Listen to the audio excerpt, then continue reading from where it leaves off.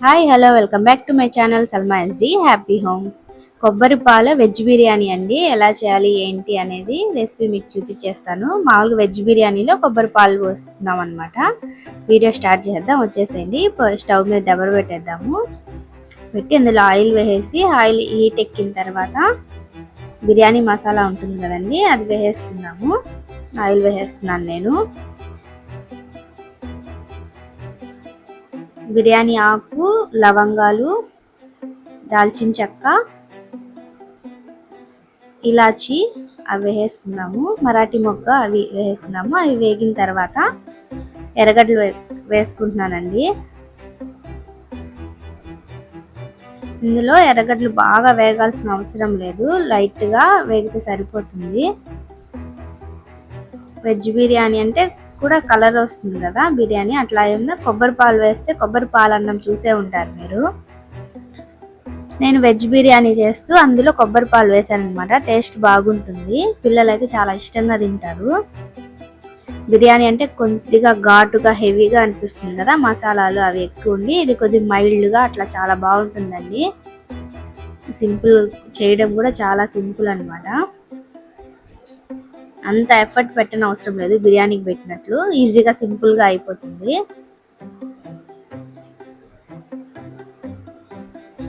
కొద్దిగా వేగితే సరిపోతుందండి, మరి బాగా గోల్డెన్ బ్రౌన్ కలర్లో వేగాల్సిన అవసరం లేదు. మెత్తబడి కొద్దిగా లైట్గా అదిగో చూసారా, ఇట్లాగా వేగితే సరిపోతుంది.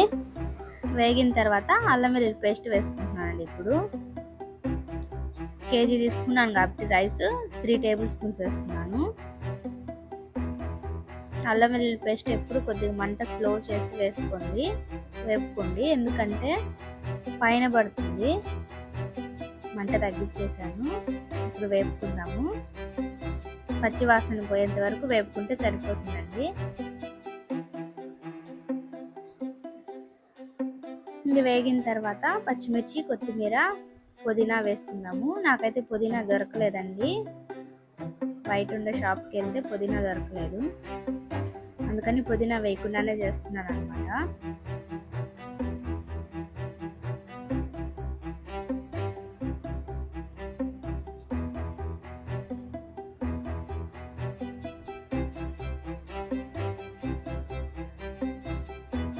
మసాలా వేగిపోయిందండి. ఇప్పుడు కొత్తిమీరను, పచ్చిమిర్చి వేసుకుంటాను.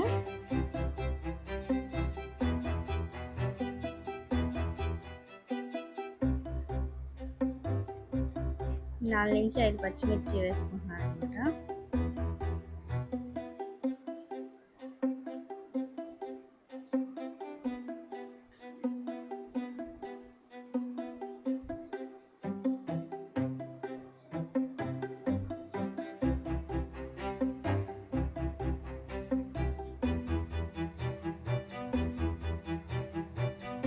ఈ వీడియో ఎలా అనిపించింది అనేది కామెంట్ చేయండి. నచ్చితే లైక్ చేయండి. నా ఛానల్ తప్పకుండా సబ్స్క్రైబ్ చేసుకోండి. ఇప్పుడు వెజిటబుల్స్, టమోటాలు అన్నీ ఒకేసారి వేసేసానండి. వెజిటబుల్స్తో పాటే టమోటాలు కూడా మగ్గిపోతాయి. ఒకసారి మసాలా అంతా కలిసేలాగా వేసుకొని ఇందులో ఉప్పు వేసేసుకుందాము. వాటర్ ఏం వేయొద్దండి, వాటర్లో ఉడికితే అవి టేస్ట్ వేరుగా ఉంటుందన్నమాట. సిమ్లో పెట్టేసేయాలి ఇవన్నీ ఉడకాలంటే. ఉప్పు వేసేసుకున్నాము, 1 స్పూన్ ఉప్పు వేసుకుంటున్నాను.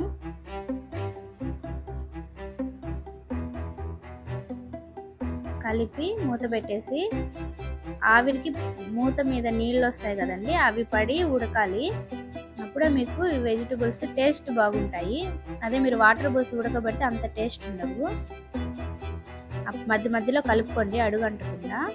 అదిగో ఈ వాటర్ ఉన్నాయి కదా, అవి వేసేసేయాలి దీంట్లో. అవి వేస్తూ కలుపుకుంటే అడుగంటకుండా మధ్య మధ్యలో కలుపుకుంటూ కుక్ చేసుకుంటే కుక్ అయిపోతాయండి. టమోటాలు కొద్దిగా మెత్తబడాయి చూడండి.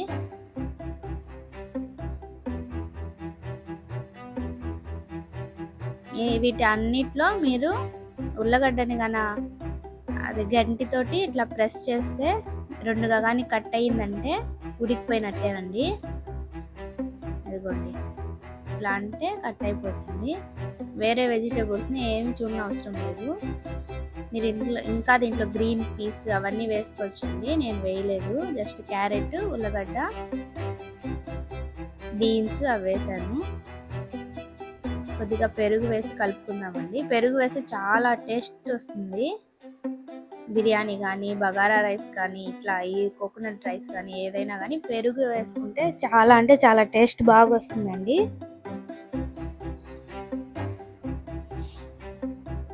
కొద్దిగా ఒక 2 నిమిషాలు ఉడికిన తర్వాత పెరుగులో ఇవి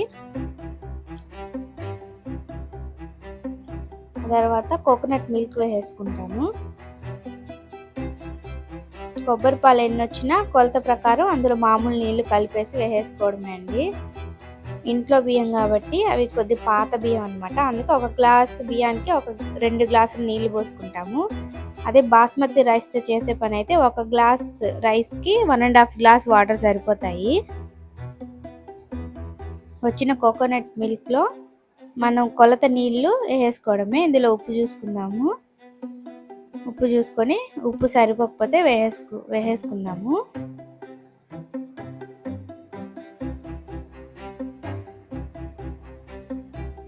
ఉప్పు సరిపోలేదండి నాకు, ఒక 2 స్పూన్ల వరకు ఉప్పు వేసాను. ఇప్పుడు ఇది నీళ్లు తెరిలిన తర్వాత మనం బియ్యం వేసుకుంటాము. ముందుగానే కడిగి నానబెట్టుకున్న బియ్యం అన్నమాట.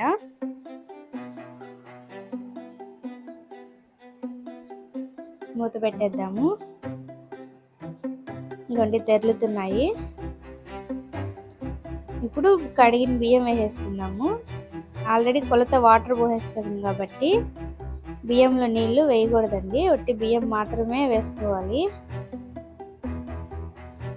లేదంటే అన్నం ముద్దైపోతుంది.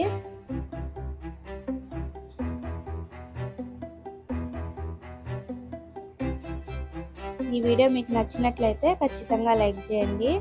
రెసిపీ ఎలా అనిపించింది మీకు అనేది కామెంట్ చేయండి. నా ఛానల్ని తప్పకుండా సబ్స్క్రైబ్ చేసుకోండి. ఇలాంటి మంచి మంచి వీడియోస్ మరి ఎన్నో అప్లోడ్ చేస్తాను. మీ సపోర్ట్ నాకు ఇప్పటి వరకు అందించినందుకు చాలా థ్యాంక్స్ అండి. ఇక మీద కూడా ఇలాగే నన్ను సపోర్ట్ చేయాలని మనస్ఫూర్తిగా కోరుకుంటున్నాను. మూత పెట్టేసి ఉడకబెట్టుకుందామండి.